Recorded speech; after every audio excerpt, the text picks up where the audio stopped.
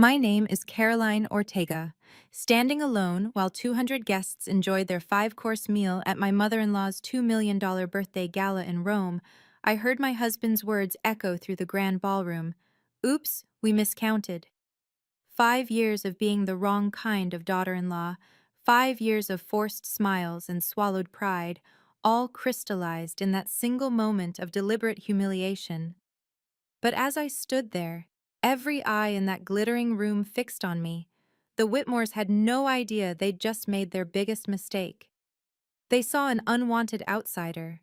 They didn't see the woman who controlled every single detail of their precious celebration.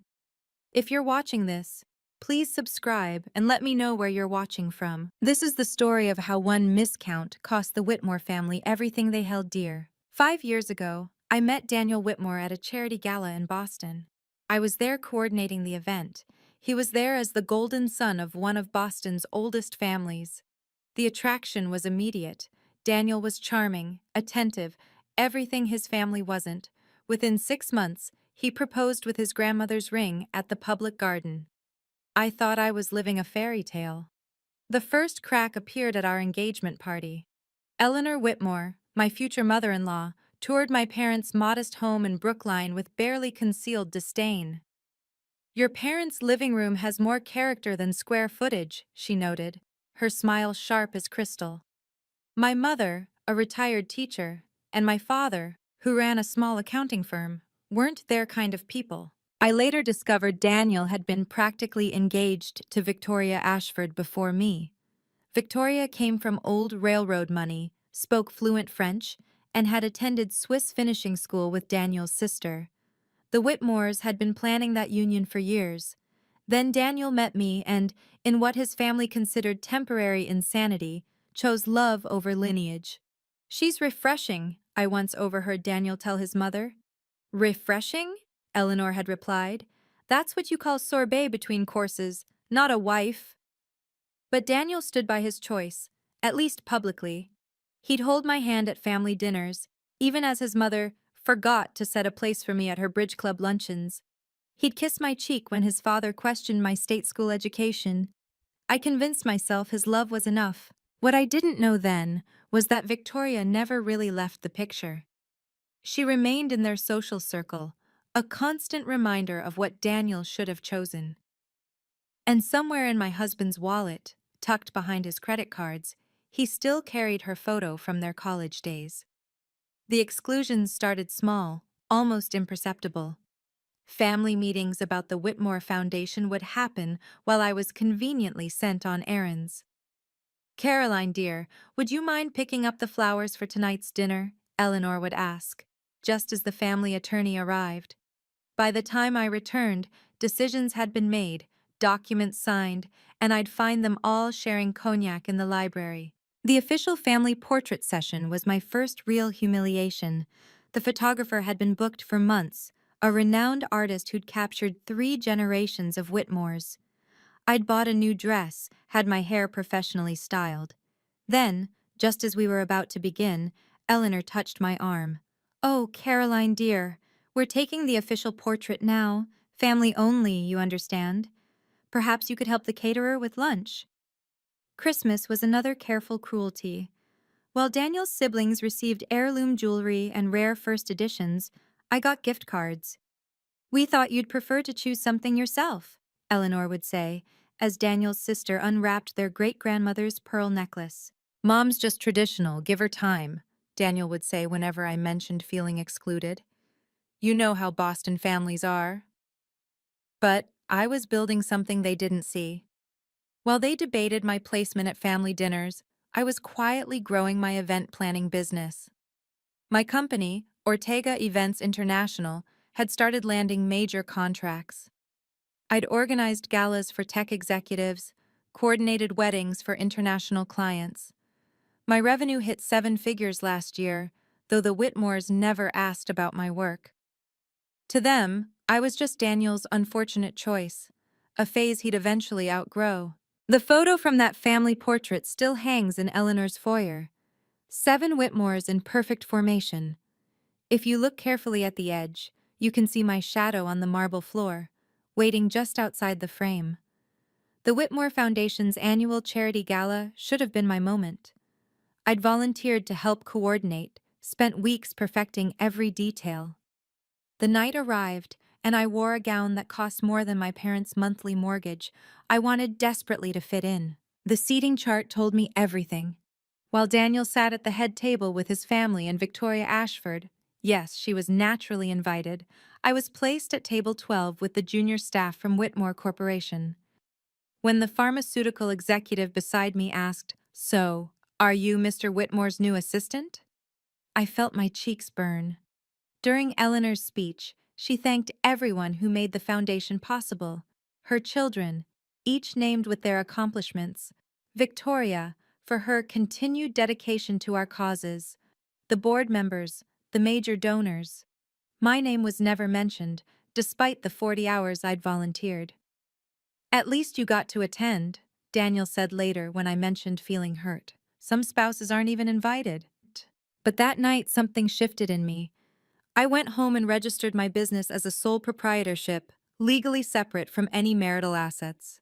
I opened accounts Daniel would never know about. I started documenting everything, every slight, every exclusion, every careful cruelty. The universe seemed to be preparing me for something. My company was thriving while whispers suggested Whitmore Corporation was struggling. Daniel had been coming home later, his explanations increasingly creative. There were calls he'd take in his study, door locked, and Victoria's presence at family events had become oddly constant. "You're paranoid," Daniel said when I asked about Victoria. "She's just a family friend." But family friends don't text your husband at midnight. Family friends don't leave lipstick marks on wine glasses that match the shade on your husband's collar. I built my empire while they built their walls, never imagining those walls would become their prison. Staying silent came with a price I paid in small denominations daily. My reputation in Boston's elite circles was carefully managed by the Whitmores. At social events, Eleanor would introduce me as Daniel's wife, without mentioning my name or my successful business. The narrative was clear. I was an accessory, not an equal. The financial implications were more concrete. Several potential clients mysteriously withdrew after hearing concerns about my suitability for their events.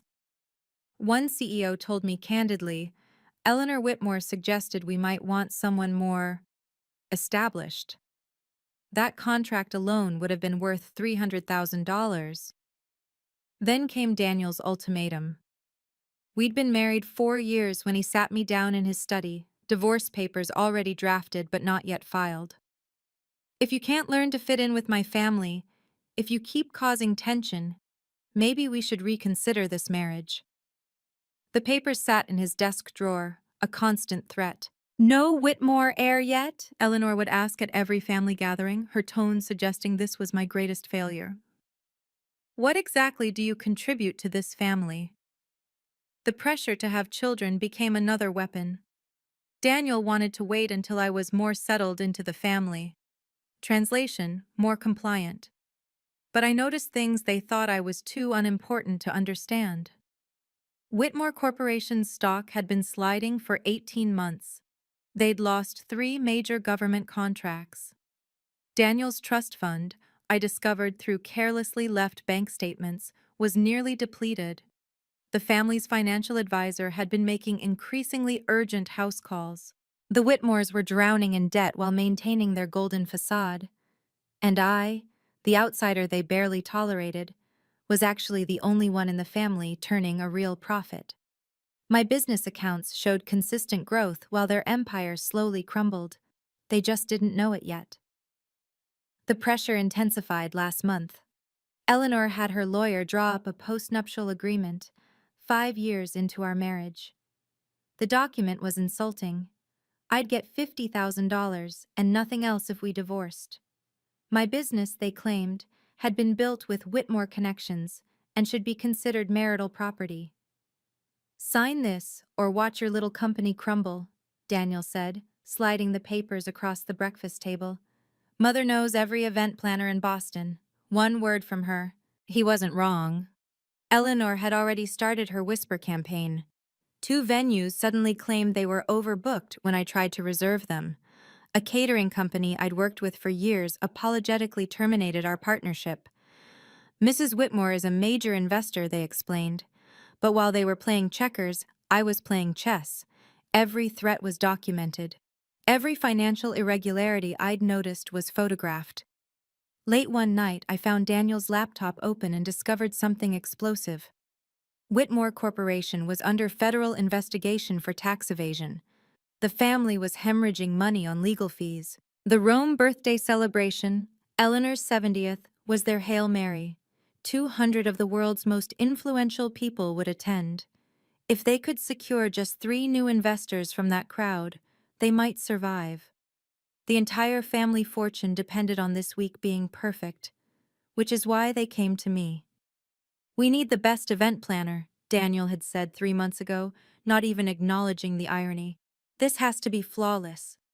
I smiled and agreed, knowing they'd never read the contract carefully. Why would they? I was just Caroline, the nobody from Brookline, who should be grateful for whatever scraps they threw. They signed over complete control of their most important event to the woman they'd spent 5 years humiliating. The post-nuptial agreement still sat unsigned on my desk when we left for Rome. If you've ever felt like an outsider in your own family, hit that subscribe button right now. Your support helps me share these important stories about standing up for yourself. Comment below. Have you ever been deliberately excluded from a family event? How did you handle it? And remember, sometimes the best revenge isn't revenge at all. It's simply enforcing your boundaries. I see all your comments about similar experiences, and my heart goes out to each of you. You deserve to be valued. Let's continue with what happened when we arrived in Rome. Rome was supposed to be Eleanor's triumph. The entire Whitmore clan had descended on the 5-star Hotel Palazzo Margherita, like conquering heroes. 200 guests were flying in from Dubai, Tokyo, London, the kind of people whose names appeared in Forbes rather than gossip columns. I'd orchestrated every detail through my company over the past 3 months. The welcome reception at the Galleria Borghese, the private yacht tour of the Amalfi Coast, the finale at a restored Renaissance villa. $2 million in carefully planned perfection. What the Whitmores didn't realize was that every contract bore my company's name, not theirs. My room assignment should have been my first warning. While the family occupied the penthouse floor, I was placed in the annex building. "Oh, your room?" the concierge said, checking his list when I asked. "Mrs. Ortega, you're in the garden wing. It's quite lovely." Translation: as far from the family as possible, while still technically being at the same hotel, Daniel disappeared our first night in Rome. His phone went straight to voicemail. His sister Margaret claimed he was handling urgent business when I found her at the hotel bar. She was 3 martinis in and loose-lipped enough to smirk. "Business, right. That's what we're calling Victoria now." I spent that night alone in my garden view room, reviewing contracts on my laptop. Every vendor agreement, every venue booking, every single detail was under Ortega Events International. The Whitmores had signed the master agreement without reading it, trusting that their pathetic daughter-in-law wouldn't dare assert any real control. The irony was delicious. They'd banished me to the edges of their celebration, not knowing I held the center. Tomorrow would begin 3 days of scheduled events leading to Eleanor's birthday dinner. 3 days of careful humiliation they had planned for me. They had no idea they were dancing on a stage I could collapse with a single phone call. The second day brought a cascade of small cruelties delivered with surgical precision. At the welcome brunch, Eleanor looked me up and down. "That dress is almost the right shade of white, Caroline." Almost. Never quite right. During the yacht tour, Daniel's cousin James laughed when I tried to board with the family. "Oh, you're the wife? We thought you were event staff." Margaret pulled me aside at the museum reception. "You understand why Mother's particular, don't you? You're just not what we envisioned for Daniel." "Daniel needs someone who speaks our language," added Aunt Patricia, whose husband had embezzled half her trust fund. The whispers followed me everywhere. "That's her, the one from nowhere. I heard she trapped him." Poor Daniel stuck with that. But the real knife came when I saw them together. Daniel and Victoria, laughing by the fountain at the villa. She wore the diamond bracelet I'd seen him purchase last month, the one he said was for his mother. Her hand rested on his chest with casual intimacy. When she spotted me, she didn't even flinch. Instead, she smiled and waved, confident in her position. "Don't make a scene," Daniel warned when I approached. "Not here, not with everyone watching." Everyone was watching. That was the point. The guests had begun to notice the dynamics. The wife standing alone, the ex-girlfriend by the husband's side, the family's obvious preference. Some looked sympathetic, others amused. I was the entertainment, the cautionary tale of what happens when you marry above your station. That night, I found them in the hotel corridor. Victoria was adjusting Daniel's bow tie, their faces inches apart. "After Mother's birthday," he was saying. "I'll file the papers then."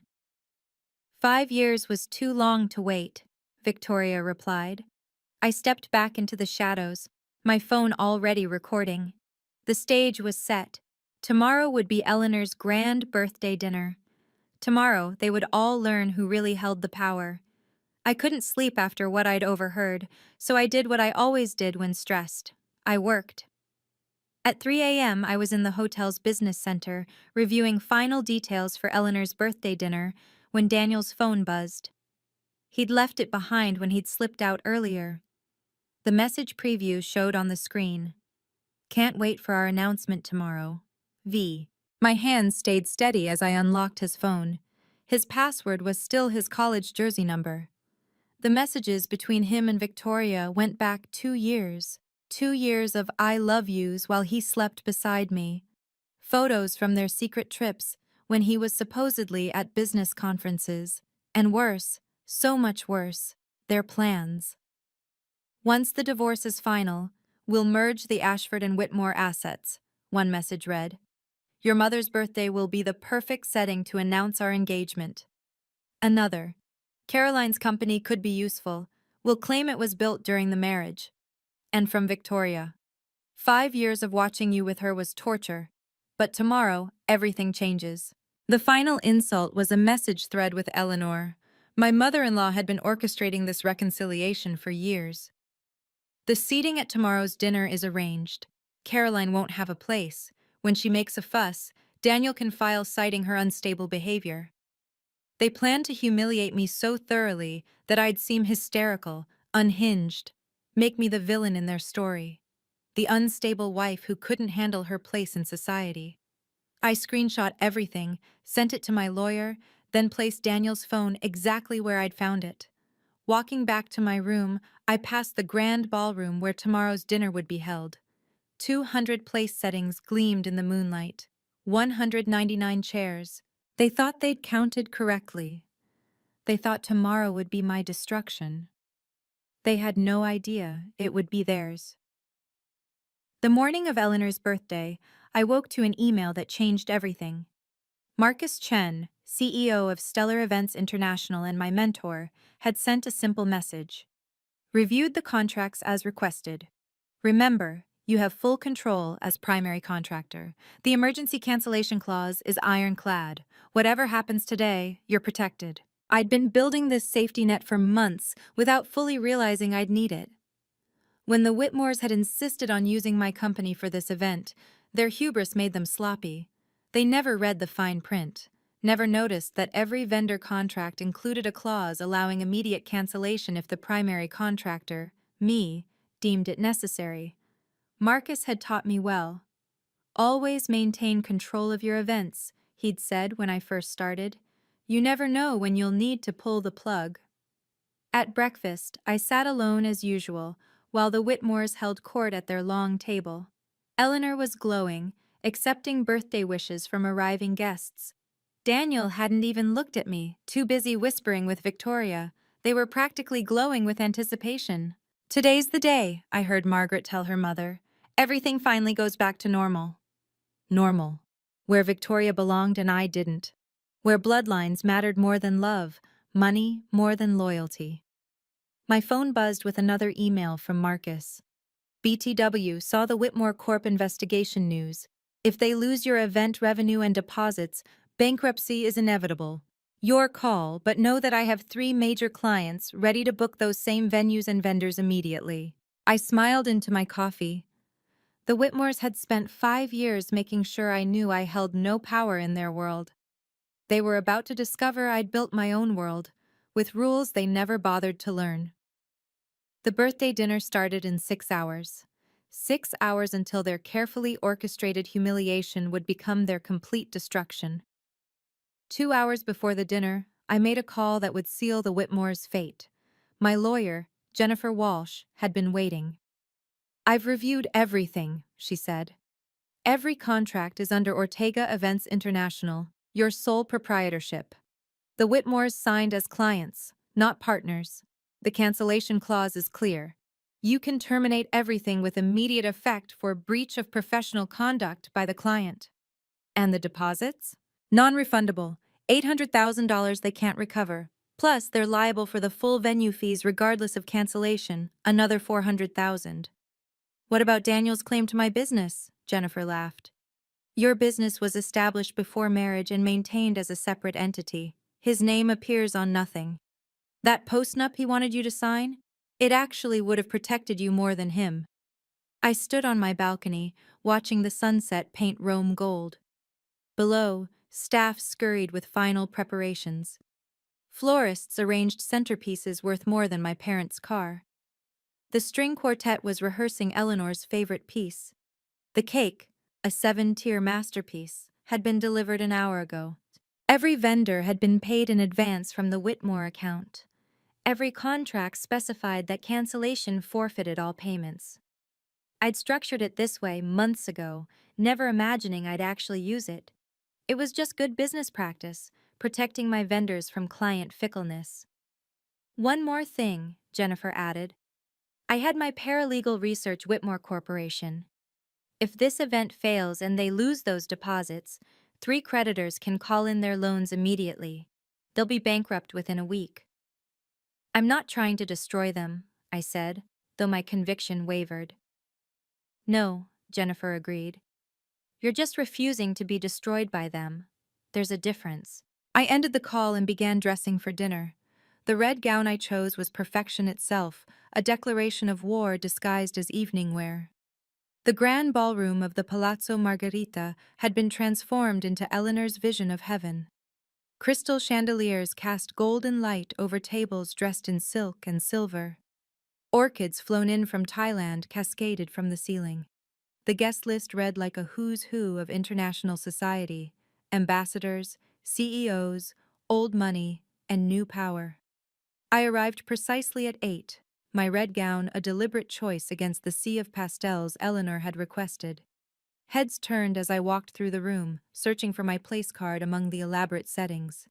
Table 1, the Whitmore family and Victoria. Table 2, the Ashfords. Table 3, European nobility.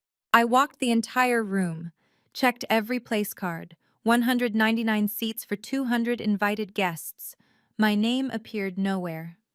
"Excuse me," I asked a server. "There seems to be a mistake. Where's my seat?" The young man looked panicked. I'll check with the coordinator." But I was the coordinator.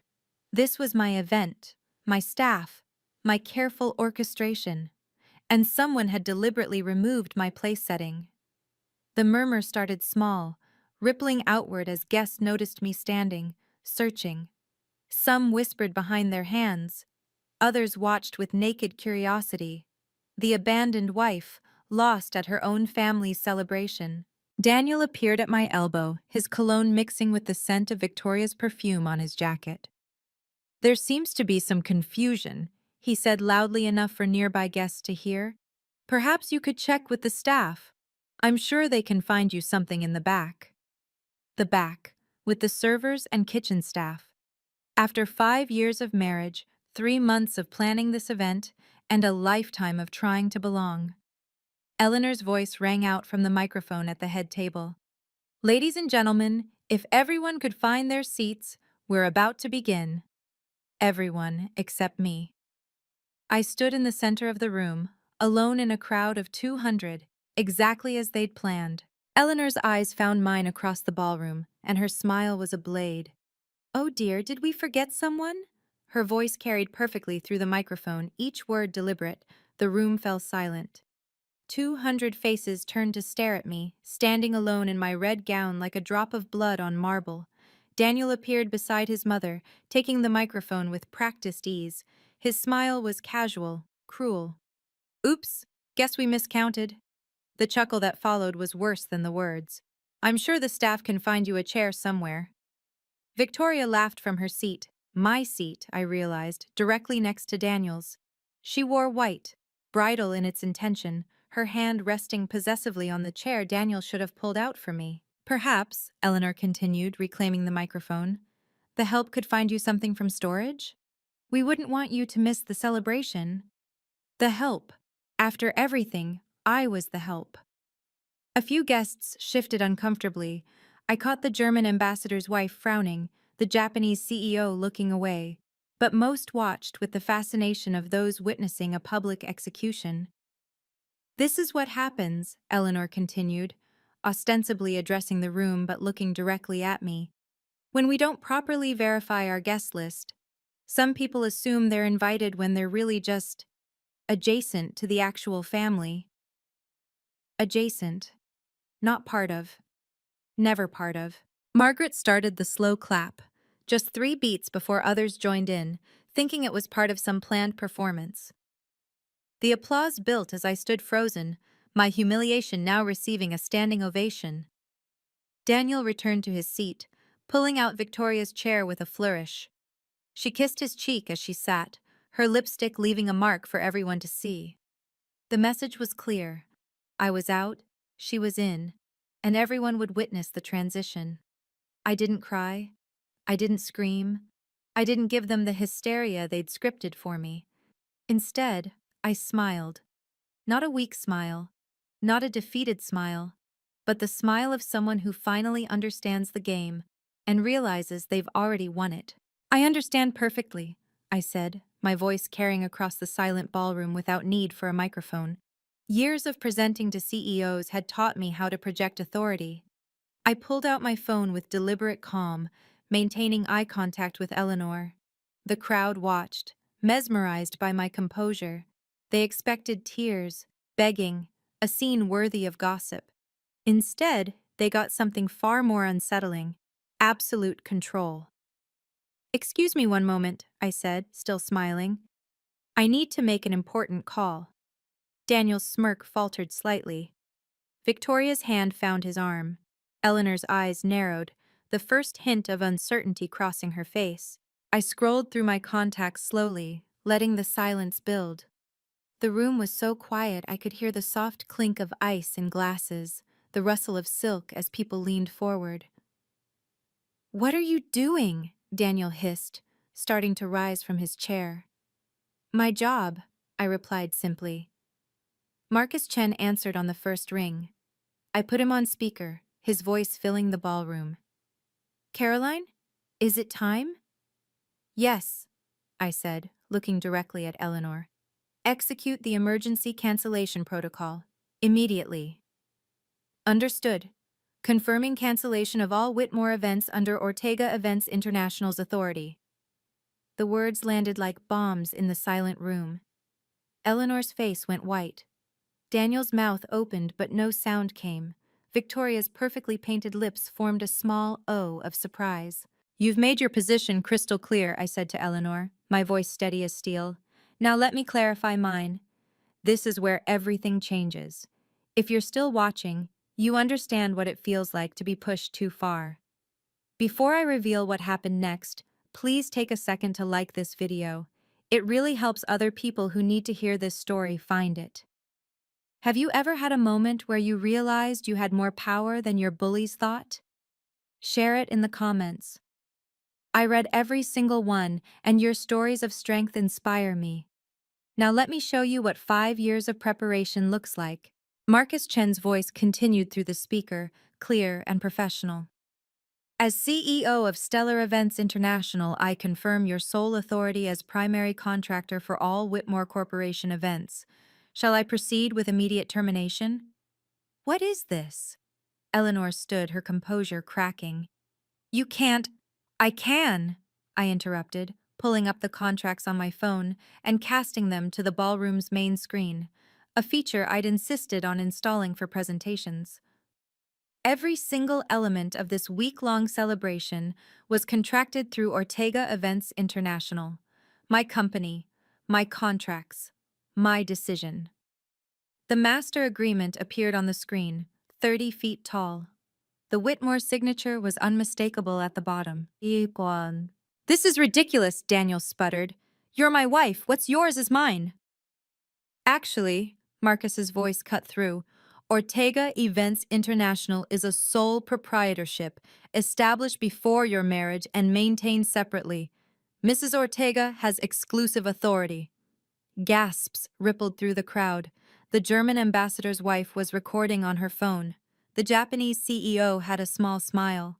The society reporters who'd been invited were typing furiously. Furthermore, Marcus continued, per Section 8, Subsection 3 of your signed agreement, the contractor maintains the right to terminate immediately for breach of professional conduct, including but not limited to harassment, discrimination, or deliberate humiliation of contractor or contractor's representatives. I am the contractor, I announced to the room, and I've just been publicly humiliated by my clients. Eleanor sank back into her chair. The reality was hitting her. Every dollar spent, every arrangement made, every moment of this week ran through my company. Marcus, I said, still calm, still controlled. Notify all vendors. Full cancellation. Immediate effect. With pleasure. Estimated time for complete shutdown? I looked at my watch. Give them 30 minutes to say goodbye. The ballroom screen lit up with document after document as I scrolled through my phone. Each vendor contract appeared for seconds, long enough for the assembled guests to read the company name, Ortega Events International. The yacht tour tomorrow? I said conversationally. Cancelled. The private plane to the Amalfi Coast? Grounded. The finale at Via Corsini? The venue is already being cleared. You can't do this. Daniel was on his feet now, his face red. Mother's birthday. Your mother's birthday party was meant to secure 3 major investors to save Whitmore Corporation from bankruptcy, I said, loud enough for everyone to hear. Oh yes, I know about the federal investigation, the tax evasion charges, the loans you can't pay. The room erupted in whispers. Several investors were already moving toward the exits. Every single vendor, I continued, from the florist to the 5-star hotels, contracted with me. Not Whitmore Corporation, me. Which means, I pulled up another document. This $800,000 in deposits? Non-refundable to my company. The additional $400,000 in venue fees? Still owed regardless of cancellation. Eleanor stood again, shaking. You little... Careful, I warned. Defamation is also grounds for additional penalties under our contract. Victoria finally found her voice. This is insane. Daniel, do something. What would you like him to do? I asked her directly. Call his lawyer? The one who reviewed and approved these contracts? Or perhaps the family attorney who's currently defending Whitmore Corporation against federal charges? I turned to address the room. For 5 years, this family told me I was nothing. Nobody. Not good enough for their name, their table, their son. I looked at Daniel. You signed these contracts without reading them because you couldn't imagine I had any real power. You miscounted more than chairs. You miscounted me. Effective immediately, I announced, my voice ringing clear. All Whitmore family events are canceled. The hotel will be requesting checkout by 9 a.m. tomorrow. Your rooms are paid through tonight only. That's all the contract required. The screens around the room, I'd had them installed for the presentation of Eleanor's life story, now showed a countdown timer. 28 minutes until complete shutdown. The restaurant reservations at La Pergola, Imago, and Glass? Cancelled. The private tour of the Vatican? Cancelled. The string quartet, the DJ for tomorrow's yacht party, the fireworks display? All cancelled. Eleanor clutched her chest, swaying. 2 guests rushed to steady her, but she pushed them away, her eyes fixed on me with pure hatred. Ladies and gentlemen, I addressed the crowd, many now filming openly. I apologize for the disruption to your evening. However, as you've just witnessed, the Whitmores believe in counting carefully who belongs and who doesn't. They've made it clear I don't count, so neither does this celebration. The money, Daniel whispered, the blood draining from his face. We already paid. $1.2 million, I confirmed. All non-refundable per the terms you signed. Your mother wanted the best, demanded the best, and signed for the best. She just forgot that the best was mine to give or take away. The German ambassador's wife stood up. This is the most extraordinary thing I've ever witnessed, she said, starting a slow clap of her own. This time the applause was real, building as other guests joined in, not mocking but amazed. Eleanor collapsed into her chair as the reality hit. Without this week, without these investors, Whitmore Corporation was finished. The family fortune, built over generations, destroyed in a single moment of deliberate cruelty toward the wrong person. The timer showed 25 minutes. Already, I could see catering staff beginning to clear tables. The security team entered the ballroom. My security team, I should clarify, hired through Ortega Events International. Their presence was professional, non-threatening, but unmistakable in its message. Ladies and gentlemen, the head of security announced, we've been instructed to escort all guests from the premises within the next 20 minutes. Please gather your belongings. This is assault! Daniel shouted, rushing toward me. Security stepped between us smoothly. It's contract enforcement, I corrected. Page 47, Section 12. Upon cancellation, all event spaces must be vacated within 30 minutes. The lights began dimming systematically, starting from the edges of the room. The music stopped. Servers appeared with boxes, packing the silverware and centerpieces with practiced efficiency. The 7-tier cake was being wheeled away, untouched. Please, Victoria grabbed my arm. My family is here. My parents, my business partners. This humiliation is exactly what you planned for me, I finished. Except I'm not making you stand alone while everyone watches. I'm simply ending a business arrangement. She released my arm as if burned. Around us, the chaos was controlled but absolute. Investors were on phones with lawyers. Society matrons were calling their drivers. The press was having a field day. Daniel tried one last time. Caroline, you're my wife. This is community property. Your prenup, I reminded him, which you insisted I sign, specifically excludes all business ventures established before marriage. Ortega Events International was incorporated 2 months before we met. You protected yourself from my nothing. Congratulations. Eleanor, supported by Margaret, passed by me on her way out. She stopped, her face a mask of fury and disbelief. You've destroyed us, she hissed. No, I replied calmly. I simply stopped letting you destroy me. There's a difference. With 10 minutes left on the clock, the Whitmores made their last desperate play. Eleanor, Daniel, and their lawyer cornered me near the exit. Name your price, Eleanor said, all pretense gone. What will it take to reverse this? There is no price, I replied. The contracts are clear. Cancellation is final. We'll sue, the lawyer threatened, though his voice lacked conviction. Please do. I pulled out my phone, showing them an email from Jennifer. My attorney has already reviewed everything. You signed away your rights to dispute cancellation in the force majeure clause. You wanted ironclad contracts to prevent vendors from backing out. You got them. Daniel grabbed the phone, reading frantically. This says we owe another $400,000 even with cancellation? Venue minimum fees, I confirmed. Due within 30 days. Check page 63 of what you signed. But the company, Eleanor's voice broke. Without these investors, we'll lose everything. You should have thought of that before you counted me out, I said simply. Victoria appeared with her parents, all three looking stricken. The Ashford merger, she said to Daniel. Tell her about the merger. Maybe if she knows. I already know, I cut her off. 2 years of messages between you. The planned announcement tonight. The divorce papers Daniel was going to file claiming I was unstable. I looked at the growing crowd of evacuating guests. Would you like me to share those screenshots with everyone here? The Ashfords backed away from Daniel as if he were radioactive. Victoria's father, a man who'd built his fortune on reputation, looked disgusted. We're leaving, he announced. Victoria, come. But Daddy. Now. He looked at me with something like respect. Well played, Mrs. Ortega. 5 minutes remained. The ballroom was nearly empty, the grandeur dismantled, the illusion shattered.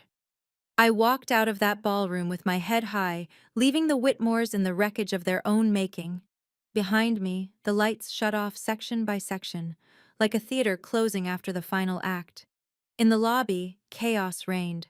200 confused, angry, fascinated guests were trying to process what they'd witnessed. Some were rebooking flights on their phones. Others were calling lawyers. The press was interviewing anyone who would talk. Mrs. Ortega! A reporter rushed over. Can you comment on what just happened? I enforced a contract, I said simply. Nothing more, nothing less. My phone buzzed with messages. 3 were from major event planning clients impressed by my handling of the situation. 1 was from Marcus. 3 venues want to book immediately for the dates you just freed up. Shall I proceed? Yes, I texted back. I'd already packed my bags that afternoon, somehow knowing this was how it would end. The taxi to the airport was waiting, booked under my company card, not the Whitmore account. As I passed through the lobby, something unexpected happened. The German ambassador's wife stopped me. That was magnificent, she said quietly. My daughter is getting married next year. May I have your card? Then the Japanese CEO. I have need of someone with your attention to detail and backbone. By the time I reached the taxi, I had 7 new business cards and 12 serious inquiries. The Whitmores had tried to destroy my reputation. Instead, they'd made me legendary. My phone rang one last time. Daniel. I declined the call and blocked the number. Then Eleanor. Block. Margaret. Block. Victoria. Block. 5 years of trying to earn their acceptance. One night to realize I never needed it. The taxi pulled away as the hotel lights dimmed behind me. By the time my flight landed in Boston, #Whitmore disaster was trending worldwide. A guest's video of Eleanor asking, "Did we forget someone?" followed by my calm response had 3 million views and counting. The immediate fallout was brutal for the Whitmores. Guests who'd flown in from Dubai had to pay triple for last-minute hotel bookings. The Japanese delegation missed their connecting flights because the planned transportation was canceled. One Saudi prince's assistant sent an invoice for $50,000 in inconvenience fees directly to Whitmore Corporation. But the social consequences were worse. Boston society, which thrives on appearances, doesn't forgive public humiliation. The charity boards Eleanor sat on began calling emergency meetings. The country club where the Whitmores had been members for 90 years was reviewing their status. Victoria's family distanced themselves immediately. Her father released a statement. The Ashford family has no association with the Whitmore Corporation and was unaware of the evening's planned events. The merger, their last hope, was dead. My lawyer Jennifer called while I was in the taxi home. Daniel's attorney reached out. They want to discuss settlement terms. For the divorce? No, for the contract breach. They can't pay the $400,000. They're requesting a payment plan. I almost laughed. They'd tried to force me to sign away my rights for $50,000. Now they were begging for payment terms on money they owed me. Standard terms, I told her. 30% interest on late payments. The best part came from an unexpected source. 3 of Eleanor's friends reached out to me directly. They'd been planning events and wanted to ensure they had proper contracts. Translation: they'd seen what happened when you crossed me and wanted to be on my good side. Within a week, Whitmore Corporation imploded exactly as predicted. 3 major creditors called in their loans after the Rome debacle made international news. The federal investigation intensified when investors reported suspicious financial statements. The board called an emergency meeting and voted Daniel out as future CEO. Eleanor's charity, The Whitmore Foundation lost 5 of its 8 major donors. "We cannot be associated with such public cruelty," one donor wrote in their withdrawal letter, copying me on the email. The foundation's annual gala, Boston's most exclusive event, was canceled indefinitely. The family was forced to liquidate assets quickly. The Beacon Hill mansion went on the market first. Under value, desperate for cash. The beach house in Martha's Vineyard followed. Then the art collection, the vintage cars, even Eleanor's prized jewelry. Daniel's personal collapse was swift. The board discovered he'd been using company funds for his trips with Victoria, listing them as business expenses. Embezzlement charges were added to his growing legal troubles. His trust fund, already depleted, couldn't cover his lawyers. My business, meanwhile, exploded. The Rome video became a masterclass in contract management and professional boundaries. Event planners studied it. Business schools requested case studies. I received speaking invitations from 3 major conferences. Marcus Chen made good on his partnership offer. Ortega Events International became a subsidiary of Stellar Events, with me as president of the North American division. My first-year revenue projection, $12 million. "You know what the ironic part is?" Marcus said during our signing dinner. "The Whitmores could have been your greatest advocates. Instead, they became your best marketing campaign." He was right. Every client who hired me knew exactly what they were getting. Someone who couldn't be pushed around, couldn't be bullied, and absolutely couldn't be counted out. The divorce was uncontested and swift. Daniel couldn't afford to fight it, and any judge who saw those messages between him and Victoria would have ruled against him anyway. I asked for nothing except what was already mine: my company, my dignity, my future. "Don't you want alimony?" Jennifer asked. "You're entitled." "I don't want a penny from them," I said. "Let him keep his family name and all the debt that comes with it." My success attracted attention I hadn't expected. 53 event bookings came in the first month after Rome, but more interesting were the clients. Other outsiders who'd married into prominent families, entrepreneurs who'd been dismissed by old money, immigrants who'd built empires while being told they didn't belong. "You gave us permission to stop trying to fit in," one client told me, a tech CEO who'd been excluded from San Francisco's elite circles. "You showed us that building our own table is better than begging for a seat at theirs."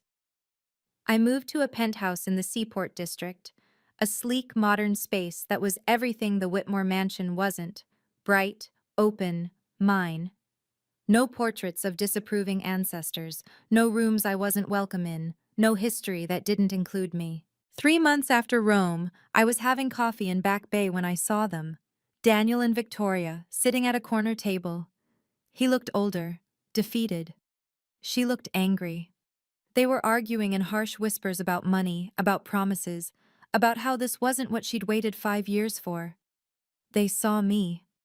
I could have walked past, pretended not to notice. Instead, I smiled, genuinely, without malice, and waved. The same wave Victoria had given me by the fountain in Rome.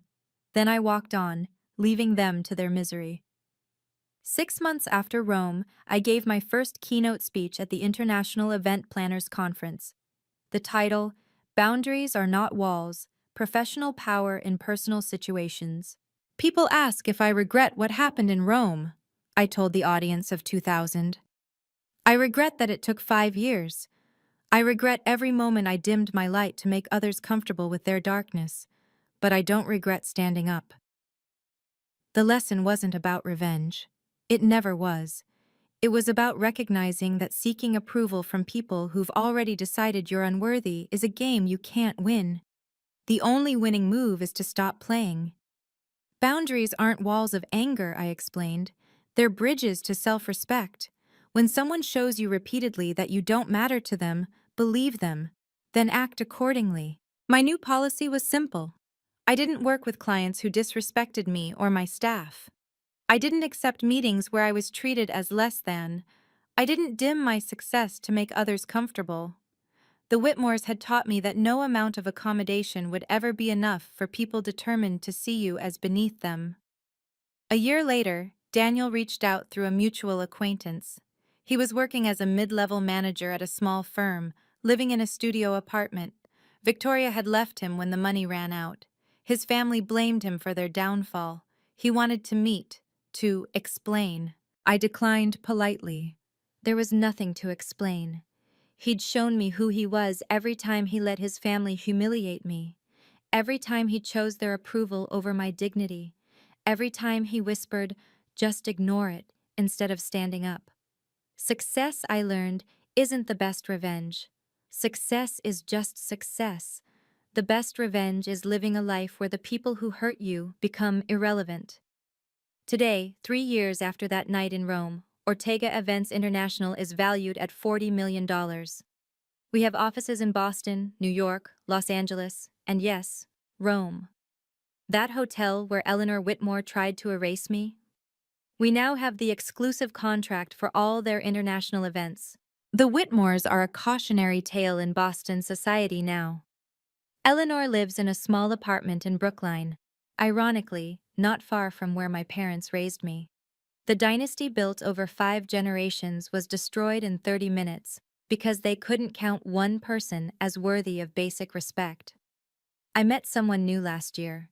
James owns a tech company, comes from a middle-class family in Michigan, and has never once apologized for my success. His parents, both teachers, were thrilled their son found someone so accomplished and kind. Imagine that, being valued for who you are, not despite it. The truth I learned that night in Rome is simple. You don't need their table when you own the whole restaurant. You don't need their approval when you have your own applause. You don't need to be counted by people who've already decided you don't count. If you're watching this and you're sitting at a table where you're tolerated but not celebrated, where you're present but not seen, where you're constantly told you're not enough, let me tell you something. You are not too much. You are not too little. You are not too anything.